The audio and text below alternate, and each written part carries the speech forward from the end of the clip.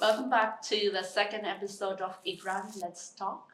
For today's episode, we have the lovely Leimiwon Zimik. She is an assistant professor in the Department of Geology at Ram Lal Anand College under Delhi University. So she's here with us in the studio. Before we get into details of the episode's theme for today, we would like to request her to give a brief introduction of herself. Thank you so much, Ikran, for having me today. My name is Leimiwon Zimik, and I'm from one of the farthest and the extreme part of Manipur in Kamjong district, which is called Hangokaphung village. Let me tell you a little bit about my academic background. I did my higher secondary, my schooling and my higher secondary from Ukhrul town, and then I moved to Goa for my graduation. I did my BSc Honours Geology from there, and after that I went to IIT Bhubaneswar for my Masters in Geology. And after which I came to Delhi for further studies, but then there was a job opportunity in Delhi University, and so I applied for it. And fortunately, I went through it, and then I joined Department of Geology, Ram Lal Anand College in the year 2019. And I'm still there. I worked as an ad hoc for 3.5 years, and after which I got permanent. So that's my academic background. And that's all about me. Thank you very much for the introduction. So yes, she is one of the youngsters who are doing very well academically. So for today's episode, we wanted to bring the topic of the new education policy 2020.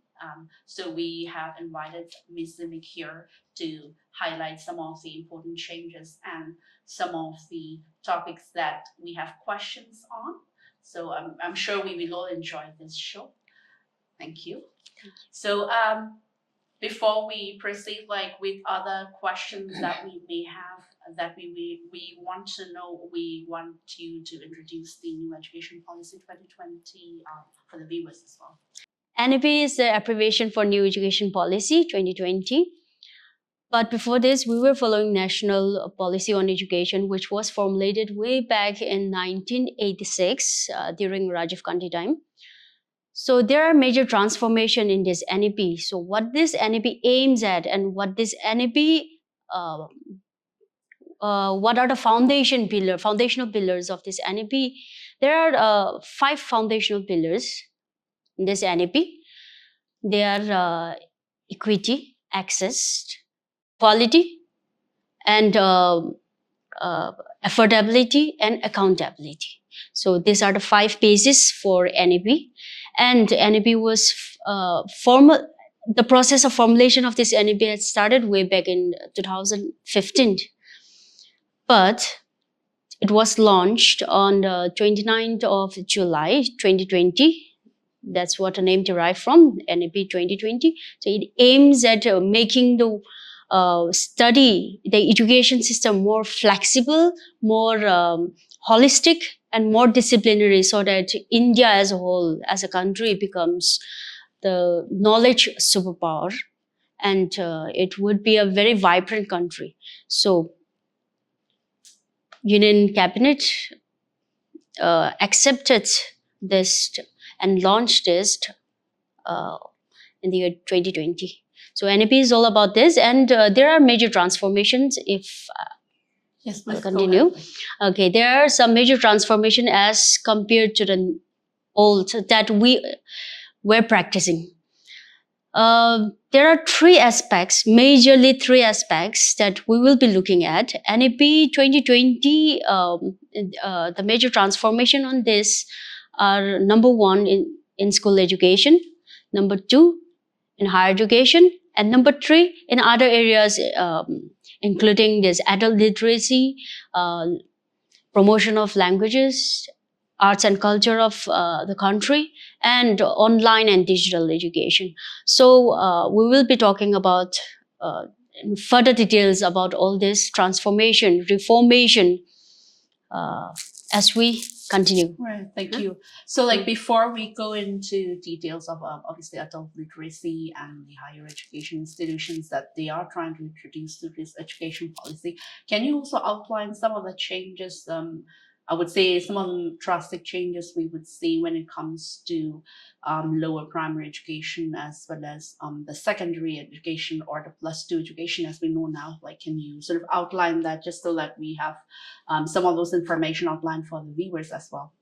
Okay, so this reformation is considered one of the major reformation, as the old structure has been eradicated and it has been transformed into a new structure which is called as 5+3+3+4. The old structure, as we know, it was 10+2. But now it has been converted into, like I said, 5+3+3+4. So what are these changes?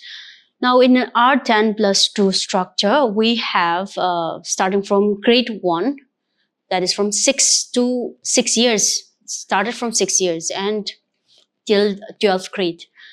And now in this 5+3+3, the structure has been bifurcated into these 4 stages. The first 5 years, 5 indicates or it is the foundational stage.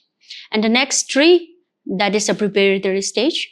And the next 3, that is a middle stage. And then we have secondary stage, that is again 4. So in 5, again it is bifurcated into 2 stages. One starting from 3 years to 6 years of age. So they are also called as Angangwadis.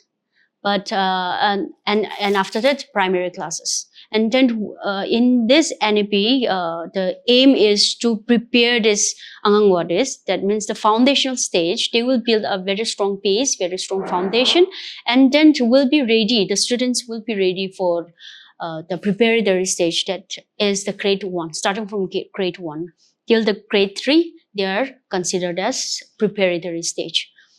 So that consists of the student or the pupils from the age ranging from 6 to 8. And in the middle class, middle stage, the grade will be from 5 to 8. I mean 6 to 8. So the age range of this stage would be from 11 to 14. And from this, we have the secondary stage, starting from the 9th till 12th grade. So like in the old structure, we have matriculation. We have 2 board exams. One is matriculation, and then we have another board exam at higher secondary, after finishing higher secondary, that is after 12th. But now, in this new system, that matriculation has been erased, and we have the students will be appearing for the board exam directly at 12th grade. Now that is all about the structure. I mean all about this 5+3+3+4 structure. And there are other reformations, there are transformations in this school education. As I've just mentioned, the first is the structure, academic structure, and the second being we focus on the teachers' education, teachers who are entitled to be a teacher of that school education. So the teachers, as we know now, B.Ed, when we say B.Ed, we have 2 years B.Ed degree course. But by 2030, all the teachers should have 4-year integrated B.Ed courses. So whoever doesn't have this degree won't be eligible for teachers to become teachers. So those are the major reformations when we talked about school education. Okay, so to follow up with your school education question, so in terms of Angangwadi, you've got the Seva Siksha Abhiyan, that's what they used to call it previously. So now they've changed those names as well. So when we look at the context of our place, let's just say our district back home, so do you think those things will help us in maybe increasing literacy, as they call it, and then of course increasing the number of students who are coming to schools, also the quality of education that we are getting. Do you think it's going to supplement that, or do you think that's just something that's on paper but then we don't really see it in real life? How do you think that works? See, it's really very a tricky question because it's a new policy that is still in the process of implementation. And even in Delhi University, it just got implemented last academic session.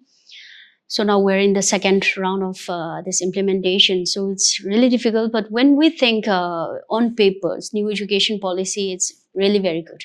So I don't know whether, I don't know about how the implementation will work. But as per the paper, like you mentioned about this Anganwadis and early child care, they focus mainly on this early child. It is also abbreviated as ECCE.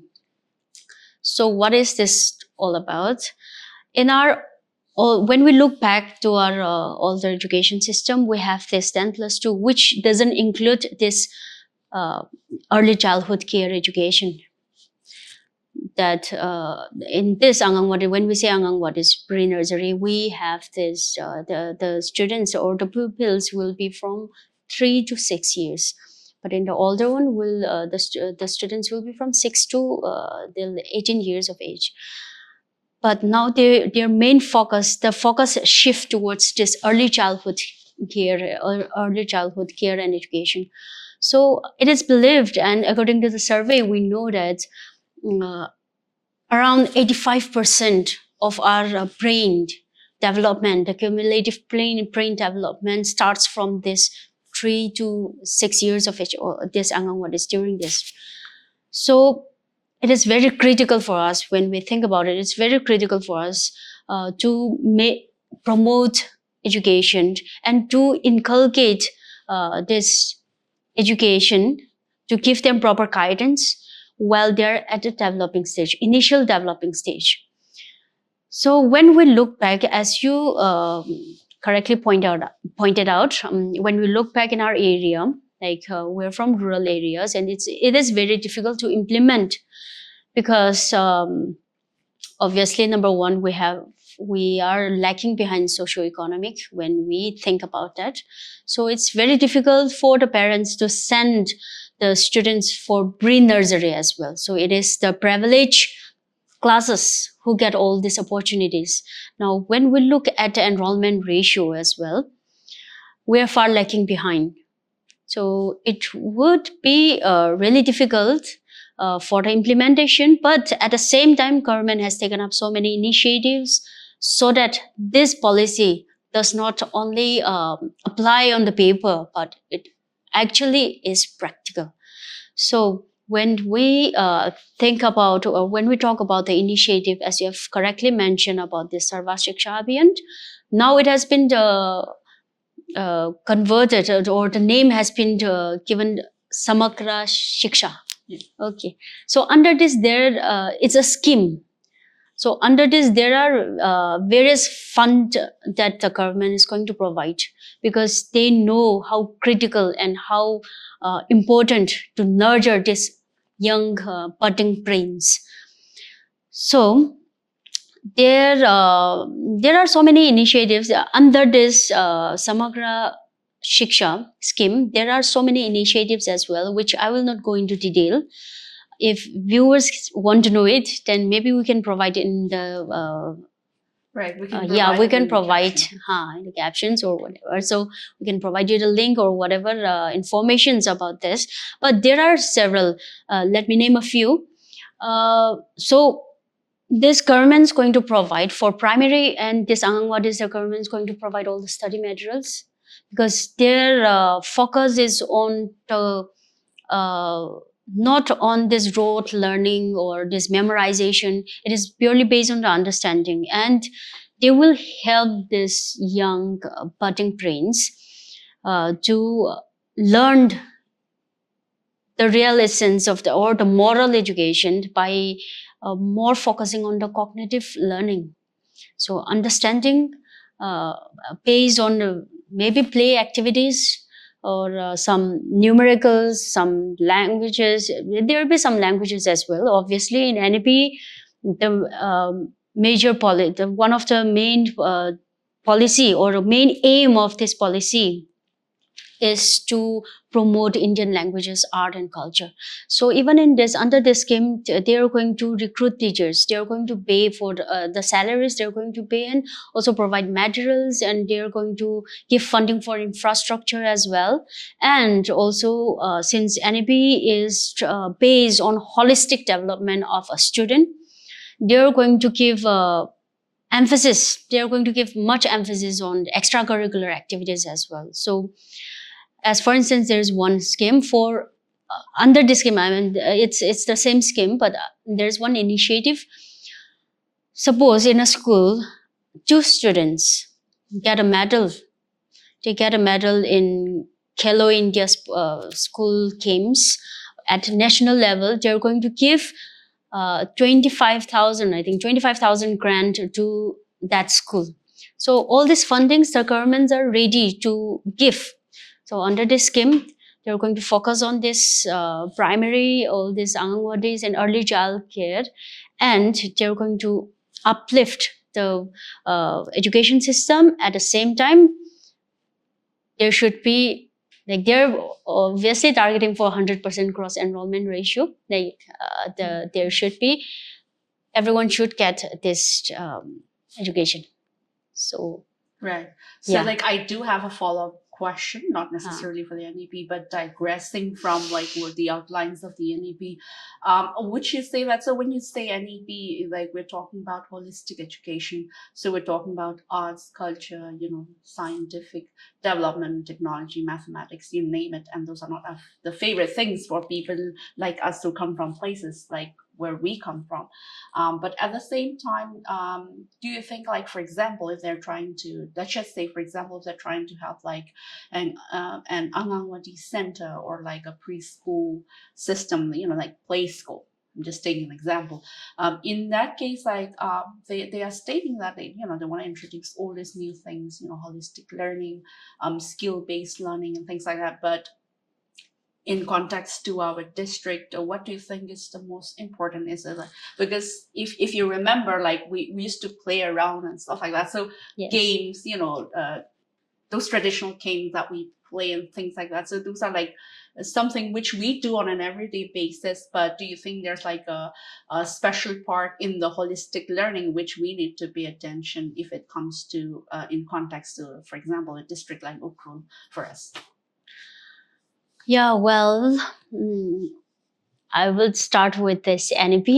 The aims of this NEP, like I mentioned, and like you mentioned, it's a holistic development.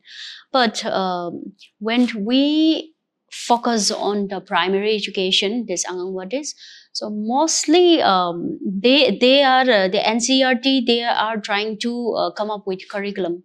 So when the curriculum comes out, and when we see the curriculums, we'll know what it's all about. And also, as the NEP had stated clearly in their policy,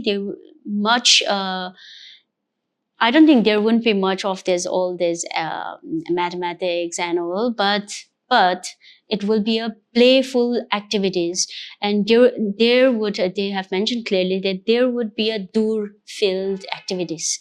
So in which they will be allowed to take to places, or they would be allowed to take to other schools, like some primary schools wanted to, so that they connect with their teachers. And so when we say holistic development in these primary schools or this Anganwadis, it's all like we are preparing for them. We're preparing them for the next step. So it's more like a cognitive learning. It's more like know what is right and wrong. It's more like a fun-based activity. So that they know, or the languages, I mean, regional, we all speak local languages. So the teaching will be more into these local languages. And as far as our area, as Nokhrul district is concerned, yes, there are not many Anganwadi centers as well. And there are not much preschool as well, as far as this all structure is also concerned. But then, yes, the governments are doing really hard to implement this and to construct more Anganwadi centers, so that, and also this teachers, Anganwadi teachers, they have to be well groomed. They have to be very much ready for this, for to disseminate the knowledge, the right knowledge to those students that they require. So it will be all in all, it will be like a fun-based learning. But on Yeah. a lighter note, what do you think, like, for example, if we were to go back and if we were introduced to NEP 2020 when we were youngsters, when we were like 5 or 6, what do you think, like, we missed out on, like, when it comes to this? What do you think is missing that, that's there in NEP, but then we didn't get to do it, like, back when we were children? Like, do you think it was like, what? Do you have anything else of that nature? In my opinion, just going through all this NEP policy, because it has not been implemented yet in our place. So just going through the policy, I feel like it's a very good policy on paper. Like I said, I don't know about the implementation, but if our learning was more fun paced, if our learning had started from from Anganwadis, like when we were 3 years old, we, like, if we remember now, and like I remember when I was in his nursery, we were taught these rhymes, how to write A, B, C. But now, according to the policy, we'll be having lots of fun.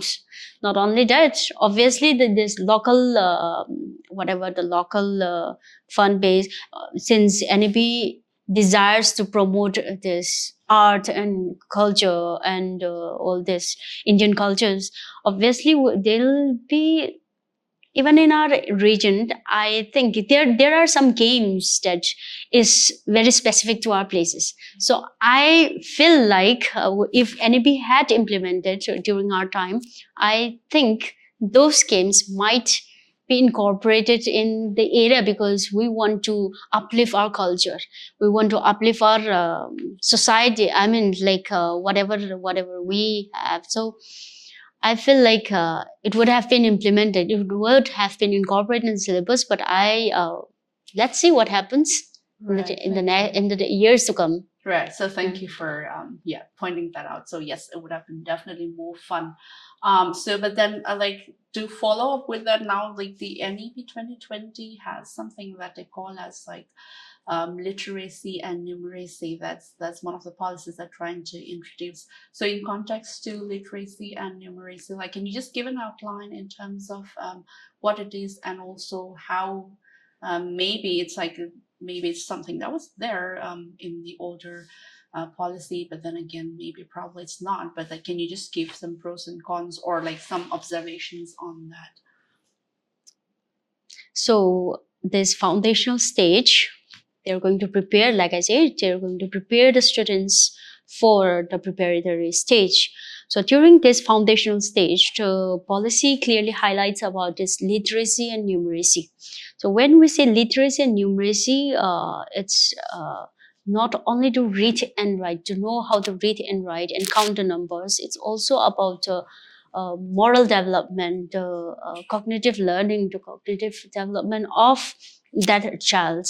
So yes, when we say literacy and numeracy, like when we looked back, we were far lagging behind about this. So suppose you give a child, a 3-year-old child, 100 rupees, and you give a child, the same child, 20 rupees, 10 rupees note. Which one would this child pick? So obviously he or she might go for those 2 notes, because they are 2 in number, not knowing the value of what that currency is all about. So having this knowledge from the base, it would obviously, and I believe that in NEP, if there is proper implementation of this NEP, obviously this literacy and this numeracy learning of numbers and all this, knowing the maybe just the culture of the basic cultures and the moral values. So I think it would be very much needed to go on to the next stage. So Thank you very much. That was a very apt and very fun example of the 100 rupee notes and the 10 rupee notes. But yes, so we have more exciting things to come up for you. We are going to be talking about higher education institutions as well as adult literacy. But before we do that, we are going to be off on a brief break. We will see you back. Hello, welcome back to the second part of the second episode of Ikran's Let's Talk. Um, in that earlier in the previous section, we had discussed about some of the basic guidelines and the outlines of National Education Policy 2020. And in addition to what we discussed earlier, going forward, we will be discussing on some of the higher education policies that the government is trying to implement as well as introduce going forward. So we want to know about some of the outlines, I would say, just some of the basics of what entails a higher education institute and higher education with this new education policy. okay, well, the major transformation that we had been talking about, that was solely on the school education. Now coming to higher education, it is really very interesting because, as we all know, in the past, I think a decade ago, in the year 2013, FIUP, 4-year undergraduate program was introduced, but it was scrapped because of so many protests. And then with this new education policy, it brings back that FIUP again. So it's a 4-year degree course now, but it has its own advantage again. So when I say it's a 4-year degree course, it comes with a multiple entry and exit policies. So a student who had enrolled or who enrolled in some undergraduate degree program can have multiple options. Now, in our earlier education system, we have this rigid policy. After your 12th or after your board exam, you will have to choose either humanities, either science, or either commerce. So these are the three rigid streams that the old education system provided us. But in this new education policy, this has been erased off, and a student who wants to inculcate or who wants to build his or her career in any specific subjects or any papers, he or she can choose as per her plans and as per her career prospects. So it's a multidisciplinary, more holistic approach. So when we say 4-year degree course, a student who gets enrolled in a 4-year degree course can exit even in even after 1 year. Okay, so he or she will get, after 1 year, after successful completion of 1 year, that is 2 semesters, he or she will get a certificate course in that degree. And if he or she completes 2 years, that means 4 semesters successfully, then he or she will be given a diploma course, a diploma degree. And if he or she successfully completes 3 years and wants to exit the undergraduate program, he or she will be given the degree, honors, whatever the degree implies. And if he or she still wants to continue the 4th year, that is a research base, he or she will be given a degree with research. So, for example, a student gets enrolled in BSc Honors Physics or BSc Honors Chemistry. So, after 4 years, he or she will be given a BSc Honors Physics with research. So, that is the degree, that is the advantage with multiple exit and entry policy. If he or she wants, after the exit, further later on, after maybe many years later or maybe 1 or 2 years later, if he or she wants to continue again, he or she can continue. So for that, the government has taken an initiative of this it is called as APC, Academic Bank Credit. So whatever the students had accumulated, the credits in the past has been accumulated, like how we have this credit score in our bank. Okay, so the same policy implies. So they can store this credit, and then later on with that, they can re-enter the program again and then continue with the studies. And like I said, it is multidisciplinary, so one can, if a student is doing or gets enrolled in science stream, he or she can choose humanities subjects as well.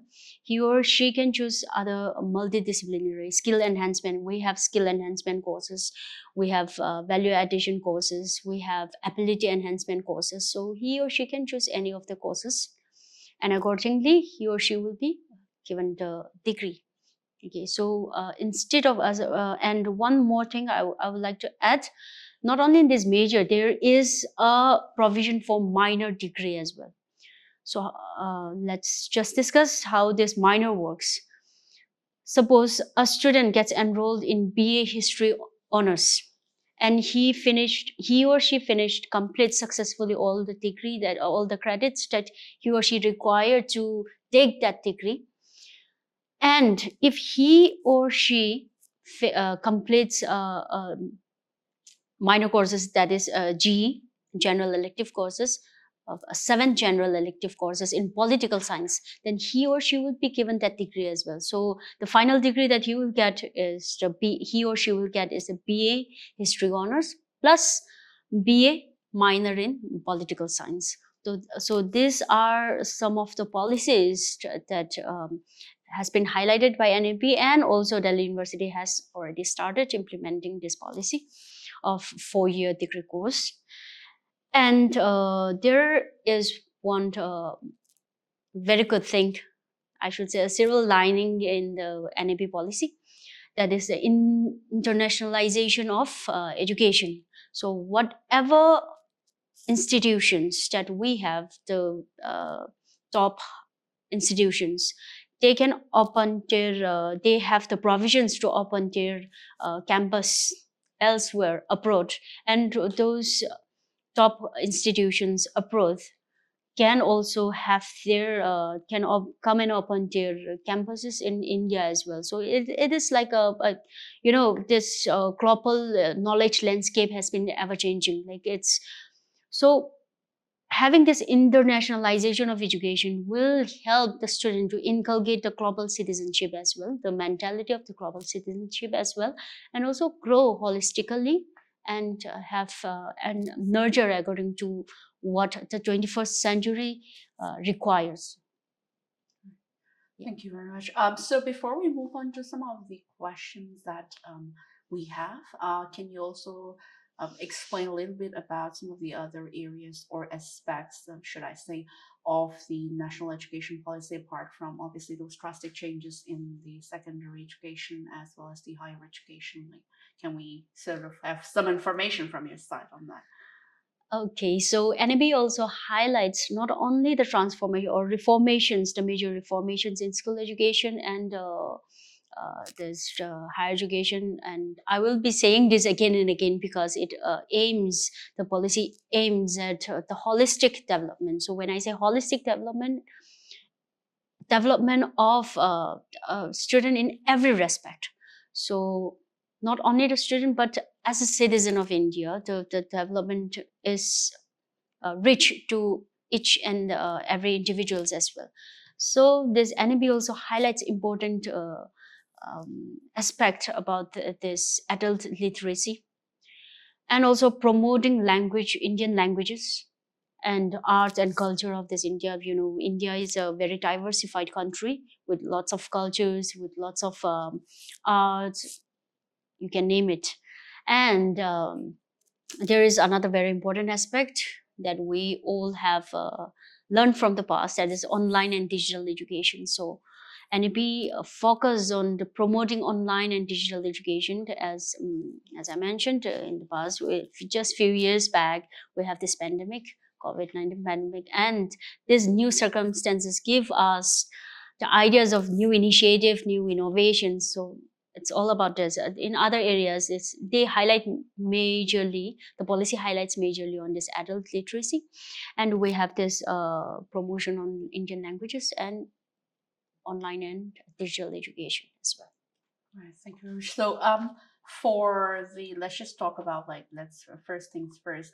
Adult literacy. So, when we talk about adult literacy in context to let's just say our district, like how feasible is it in terms of let's just say implementation wise, considering all the other difficulties and challenges we have, like more or less like very unique challenges. But then, how do you think implementation of adult literacy um, will help us, or maybe like how can that happen effectively in our place? So if adult literacy implementation is successful, that will be the most awesome thing that this policy will provide. Meaning, when we look back in our area, like Ukhrul district, we have lots and lots. There are so many youngsters. There are so many unemployed adults roaming here and there without any priority, or without any job, or without any what to say, focused, uh, loss of focus. So when NEP highlights it, adult education is not only about how to read and write, but as I mentioned earlier, as we mentioned earlier in the school education, it's all about how to comprehending how to communicate with others also. Like it's very very challenging without this adult literacy, an illiterate man or woman. As for instance, it's there are innumerable disadvantages of being an illiterate person. So this policy aims at just giving the basic adult literacy, maybe starting from age of 15, and implementation so far, if implementation is concerned, are in our area, it would be very very challenging, because there are so many aspects, there are so many uh, things that we can keep on talking about. But number one, our motivation is required. So if a student after the 8th grade, or after the 10th grade, or after 12th grade dropped out, there should be some reasons behind, maybe financial constraint, or maybe lack of motivation, or I don't know, like we can there are so many reasons we can name, but number one being lack of motivation, I should say. It will be really very difficult. And to I think to implement this, we would very much need maybe an awareness campaign, so that we can revive the motivation in them. So if a person intends to study with full motivation, I know he or she may be facing so many hurdles in life, or let's come back to our financial constraint again. So even though I think he or she will definitely pursue, and like we can take so many examples regarding this financial constraint, but due to motivation they can keep on proceed with their further and higher education. And I would say number two being geographical. Very, our area itself is a hilly terrain, and it's really difficult getting learning from one place. Like we have to move to one place, learning it. So disseminating this knowledge, disseminating this learning materials, like references, like materials includes textbooks and all, disseminating all this are a very difficult challenge when it comes to our geographical terrain.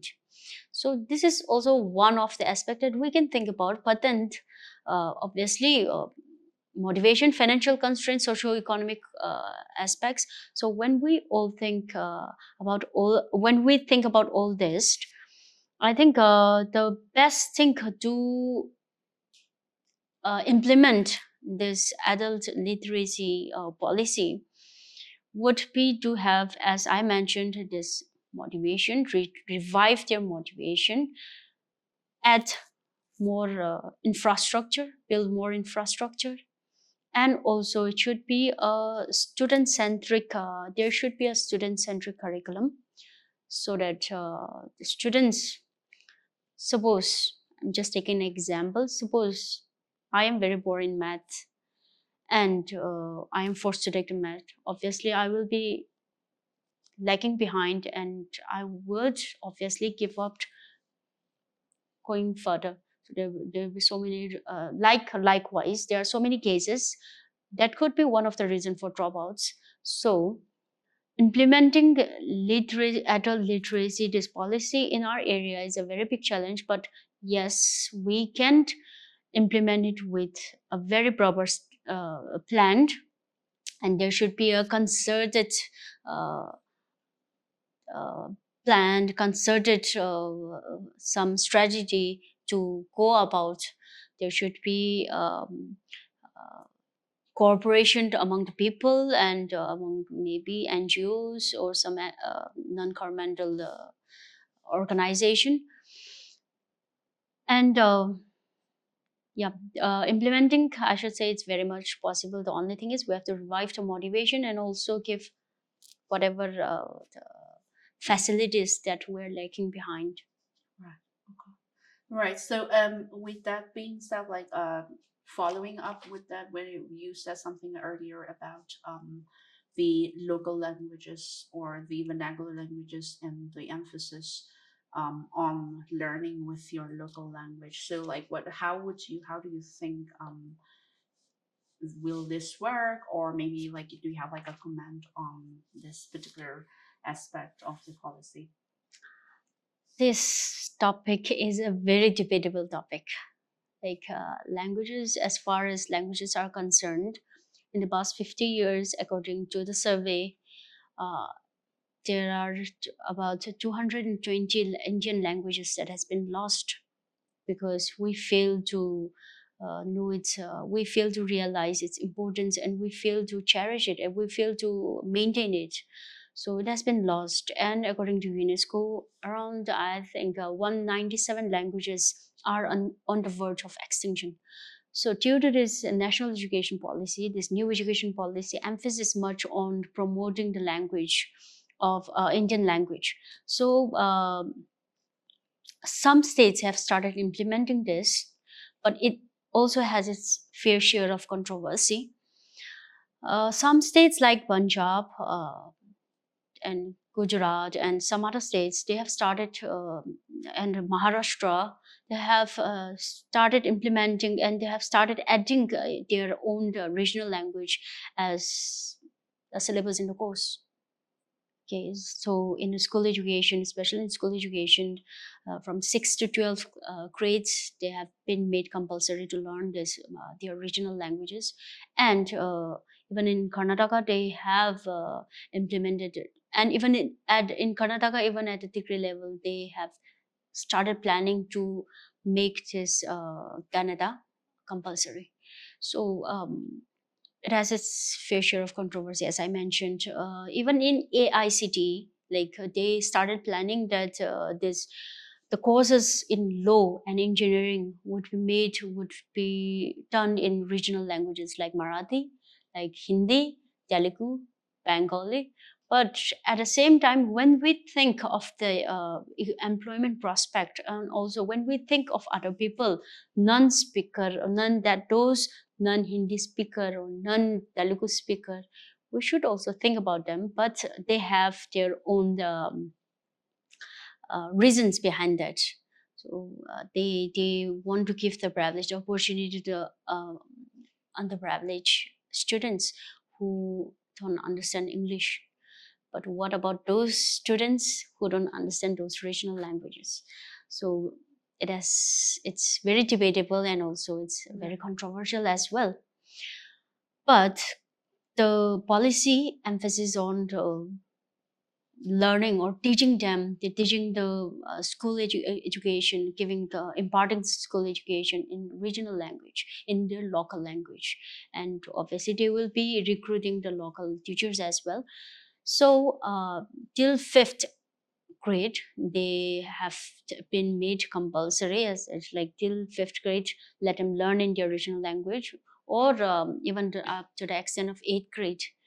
So I think when we look at one aspect from one vertical, it is really great that we are promoting, we are protecting our languages. But at the same time, when we look from other aspect, other vertical, it is really very disheartening as well. But I think overall, when we look at the promoting education, it's not only about promoting education, it's about the promoting art and the cultures.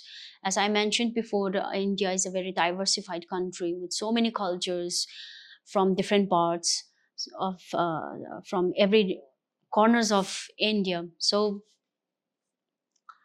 when we say culture, um, there's some states started implementing this, or some school of thoughts debated that they are this those who have implemented, they are moving towards, or this NAP is moving towards mm, uh, Hinduism. Okay, that's one school of thought that I've read in an article in some of the newspaper. So because some of the states like Gujarat and some of Gujarat and Uttarakhand, so they have started adding Bhagavad Gita in their syllabus, in their school education. So their main focus is on the moral education. So they thought that by studying Bhagavad Gita, by studying this Ramayana, Mahabharata, they will inculcate the moral education at the basic level, and then that is the need of the hour. So if we are only focusing on Bhagavad Gita, adding Bhagavad Gita and story of the Ramayana, Mahabharata, then I think we are some way moving towards, advocating towards one religion. But India itself is a secular state, secular country. So I don't know how this would go on. Let's look further at the implementation when it comes into practicality. And I think even about about this colleges, some of the colleges in, I think Gujarat University, BHU, they have started I think a course on Hinduism as well. So I think it's a very big challenge to implement this. And as far as language, promoting language and art and culture is concerned, these are some of the controversies that we are having as of now. Thank you. Thank you for highlighting those perspectives as well. But to interject with the obviously the information that you shared about introducing the Bhagavad Gita in the curriculum and in the universities. Now, just objectively saying, for example, if I remember, we've got some of these schools, Catholic-run schools, I would say, where we have they've got more or less an syllabus, if I'm not mistaken, and they've got what they call, like, I think they've got like a biblical study kind of not exactly sure was Moral it science, something like that. So yeah. do you think that favors that's something that people will say that, oh hey, like you've got you've got those things, and then we've got like the Bhagavad Gita. Do you think those will be some of the responses that the other side of the story may share? Like, do you think that's something that are they comparable in terms of, like, the secularity when we talk about it? Yeah, I think, to my opinion, to whatever the moral science that we studied in Catholic schools, they were not the centralized syllabus. And as far as this is concerned, it's a state that is giving this, that is offering and including in their syllabus. And as far as NAP policy is concerned, they are trying to make or framed a centralized board instead of having this multiple boards. Now we have this state boards, we have our own state boards, we propagated our own way of learning, way of teaching the students. So when we say about, or when this one school of thought advocating about all this, the Bhagavad Gita, and moving towards the Hinduism and all, I think this will be made centralized. The syllabus will be made centralized. While at the same time, when we talk about all this moral science and in the somewhat related to Bible, you know, all the stories, that's more like a localized. It's not made compulsory. I mean, to other schools and other like say in CBSE, where there are no subject as such. So I think that makes a pretty fair point. Right. So it's like, so for example, taking that and used, obviously it's like localized and not centralized and things like that. But then at the same time, we're talking about like autonomous institutions who are able to provide or sort of give out degrees, right? So like how does that work in conjunction with having a centralized syllabus in that case? Is it like you've got like the autonomous boards and then you've got like the centralized ones? Are they supposed to be like, are the centralized ones supposed to sort of be providing the syllabus to the autonomous ones? Like, how do you think that's?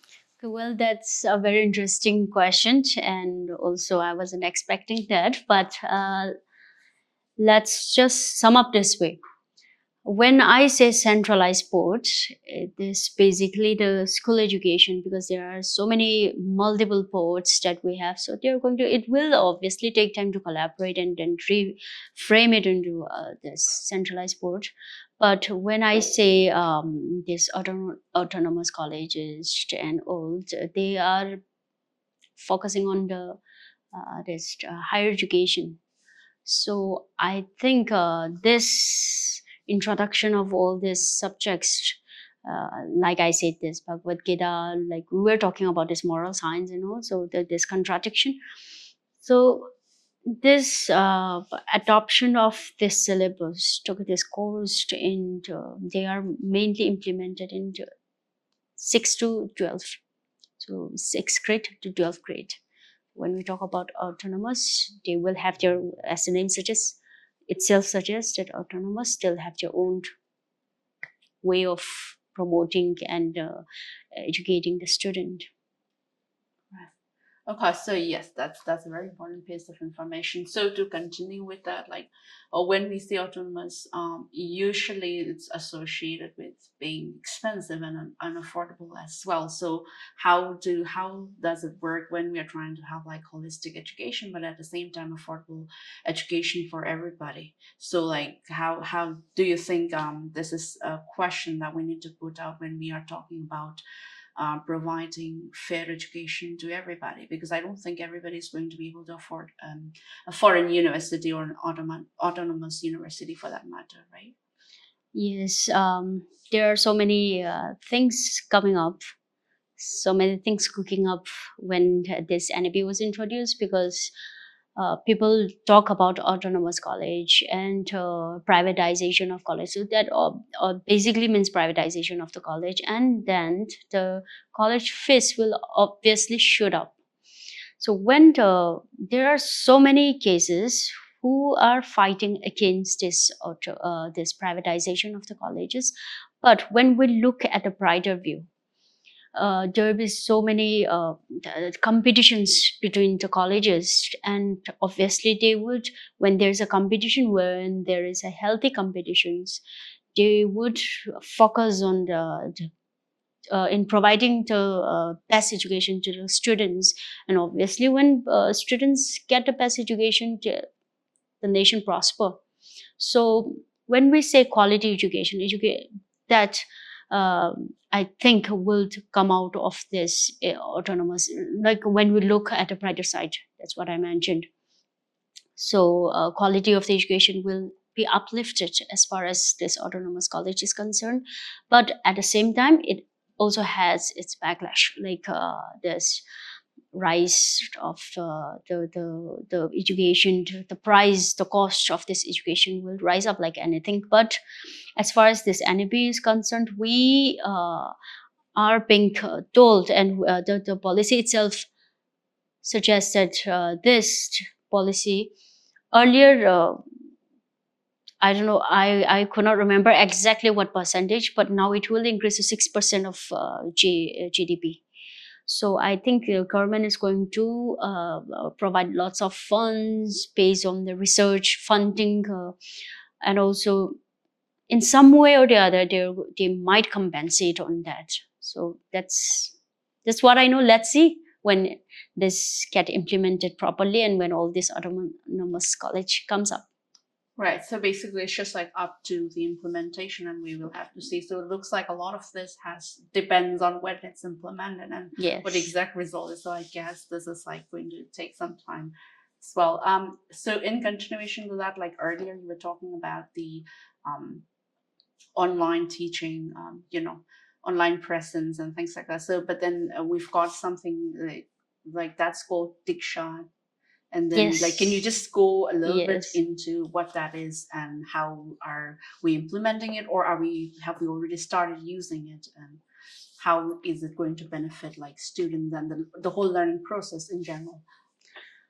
Basically, Diksha is an online platform where we have lots. This platform has a lots and lots of information, especially for the teachers, students, and even parents. So in Diksha, even there is a provision for tracking the students' assessment records and all. So there are lots of informations, there are lots of contents, e-contents that you'll get from Diksha, and it has very much been started using. People have started using it. I think it was launched in the year 2018-19. So during this COVID, during this pandemic, it was greatly improvised and people started using it. And of course, there are some contents which are freely available for the public, and some contents are restricted for some authorized users like teachers and students of some educational institutes.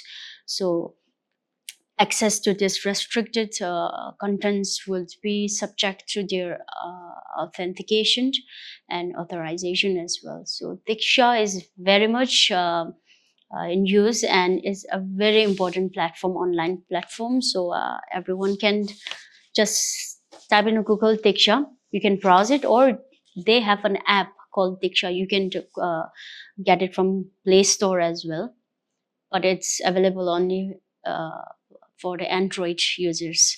So you can use that uh, in app as an app, or you can also browse it in Google and then use it.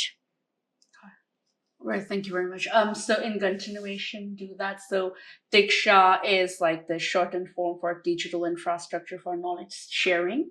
So, but then like, so yes, that's one of this information. But then, so like, who do you think who has access to this information? Is it just like specific places, specific boards, specific schools? How does it work? No, anyone can access.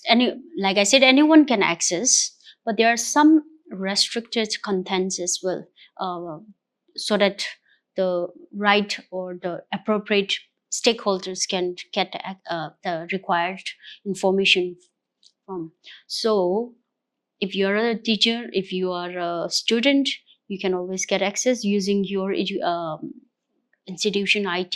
You'll have to. There will be a portal, you'll have to sign up, and then it's subject to you. So whatever, whenever you have signed up with proper authentication, like if the information is authenticated, then you can start using it. You can always, like I said, you can give track. Even the teachers can give track of the assessment record of the student as well. So it is a very important information platform. Thank you very much for clarifying that. So, just in short, so those are just some of the basics of the national education policy that we wanted to highlight in the episode. So, just to give a brief summary, we've got like the new education policy 2020, which obviously has changes when it comes to education for primary education, mostly, where the bifurcation of what we used to know as 10+2 or higher secondary education is changed into a 5+3+3+4 model. And then, of course, we've got the higher education with some aspects which were not available. For example, like having autonomous foreign institutions or even Indian institutions going abroad to have institutes elsewhere, and of course the holistic outlook of how education is to be given to children as well as like in the educating world basically, and of course we also discuss some of the aspects of what is included in the national education policy. So well, we are at 8. This is just a brief of what the national education policy is. We will have more content on education coming up in the channel as well. But at the same time, thank you very much for joining us in the studio. Thank you so much for having me as well. And as part of sort of like our appreciation and also our gratitude for joining us here in the studio, the Ikran team would like to give you a bouquet as a sign of our appreciation as well. And